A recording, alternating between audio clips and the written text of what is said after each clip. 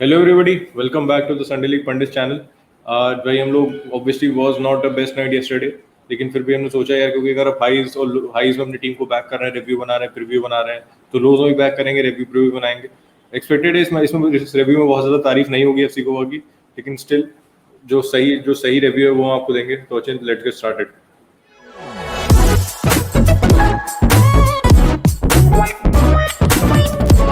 तो यार पहले स्टार्ट करेंगे हम लोग चेंजेस से स्टार्ट करेंगे जो टीम में हुए थे। सो ऑब्वियसली ओर्टिज आउट था, ब्रैंडन फर्नांडेज आउट था, Seriton Fernandes also didn't play and Dheeraj Singh was out. तो हमारे जो आप कह सकते हो मेन स्टार्टर थे हमारे सारे बाहर हो गए थे।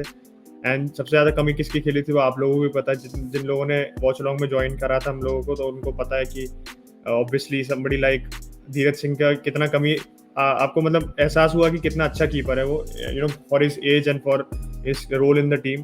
क्योंकि कल हमारे जो पहले 2 गोल्स थे that was down to our backup keeper जो था हमारा नवीन। एंड नवीन आप क्या कह सकते हो, is 32 years old, he's 10 years older than Dheeraj, he has so much experience, so you do expect him to not make the types of mistakes he did. पहले goal में भी you know the ball was so close to him, उसने अंदर बहुत slow dive किया था उसने, इसलिए वो गोल चला गया।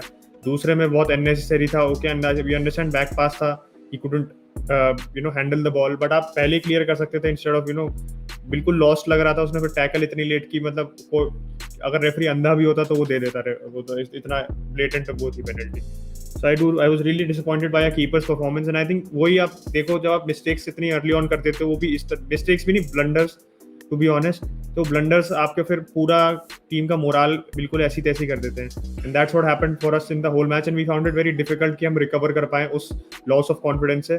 और फिर आप जैसे देखो परसेपोलिस की जो मेन बात थी कि परसेपोलिस पिछले मैच में उन्होंने गेम मैनेजमेंट किया था, ये हम लोगों ने कल लाइव वॉच अलॉन्ग में भी डिस्कस किया था कि this match they went for the kill, because उन्हें दिखा कि मेंटली फ्रेल थी इस बार गोवा पिछली बार थोड़ी ज्यादा अप फॉर इट थी, वो इतनी आप कह सकते हो कंपोजर लैक नहीं कर रही थी। पर इस मैच में हमें दिखा कि गोवा वो ओकेजन बहुत बड़ा लग रहा था गोवा को।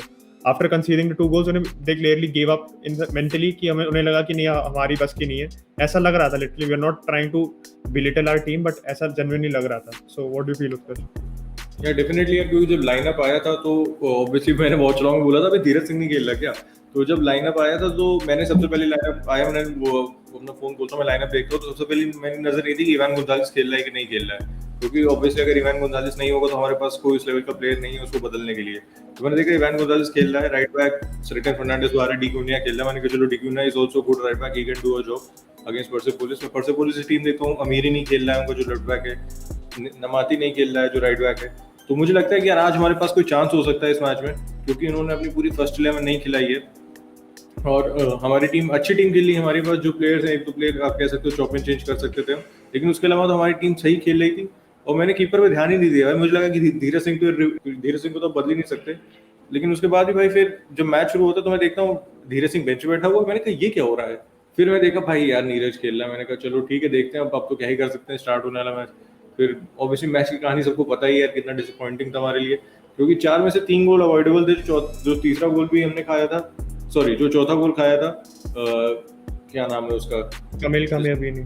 हाँ कमिल कामयाबी ने जो गोल मारा था, तो वो गोल भी बहुत अवॉइडेबल था यार। अली भैया आए थे, सॉरी अली को बोल रहा हूँ, अली भैया आए थे, अली भैया आए और अली भैया ने पता नहीं क्या बॉक्स गोल के सामने वो फर्स्ट टच ले रहे हैं वहाँ पे अपना आके, बढ़िया बॉल सेट कर रहे हैं अपने लिए और काम भी नहीं आता है, और ऑब्वियसली गोल मार देता है यार। बॉक्स के अंदर आपके पास इतना टाइम नहीं होगा कि आप वहाँ पे बॉल टच लेके फिर सोचो मैं क्लियर करूंगा, ऐसा नहीं होता भाई। मतलब रिफ्लेक्स होना चाहिए ऐसे डिफेंडर का, अगर आपके पास बॉल गिर रही है बॉक्स में तो you have to clear it.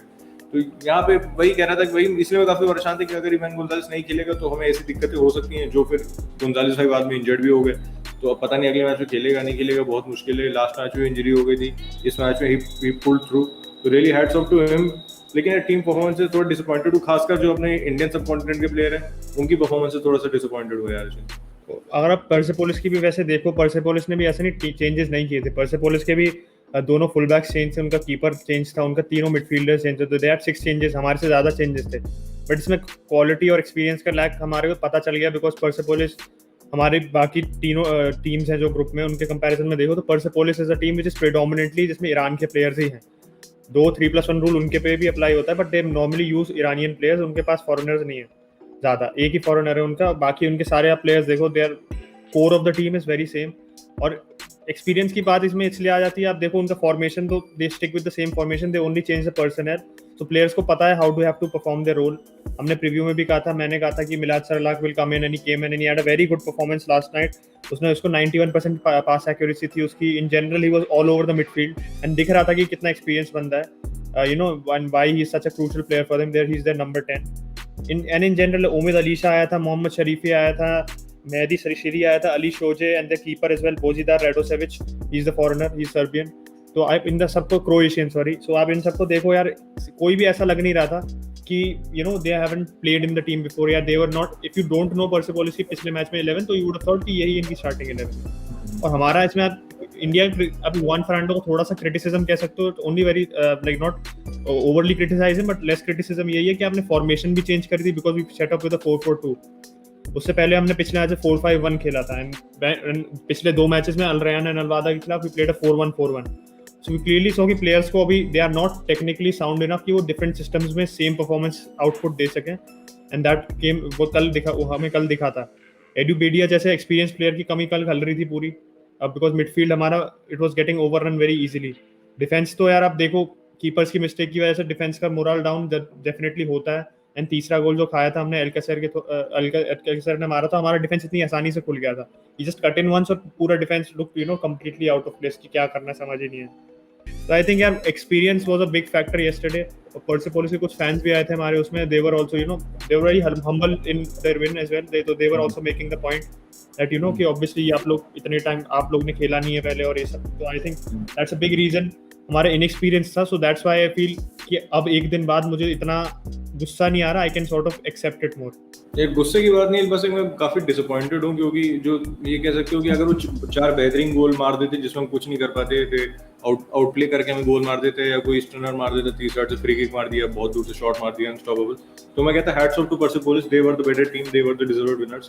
लेकिन यार 4 में से 3 गोल ऐसे गोल खाना जो आप बहुत आसानी से अवॉइड कर सकते हो, उसको कुछ करना भी नहीं था यार। पहला गोल तो obviously the keeper should have saved it, दूसरे गोल पे पेनल्टी वाला यार वो तो पता ही है आप लोगों को, तीसरा जो चौथा गोल का आया था जो कामबीनी ने मारा था वो भी बहुत आसानी से रुक सकता था अगर अली वहां पे उसको क्लियर कर देता। तो मैं इस बात से थोड़ा फ्रस्ट्रेटेड हूँ कि जो हमने गोल खाई और वो बहुत अवॉइडेबल गोल्स थे, और ऐसे गोल्स हमें इतनी बड़ी स्टेज पे अवॉइड करने पड़ेंगे if you want to perform well in the Champions League या फिर एएफसी कप में।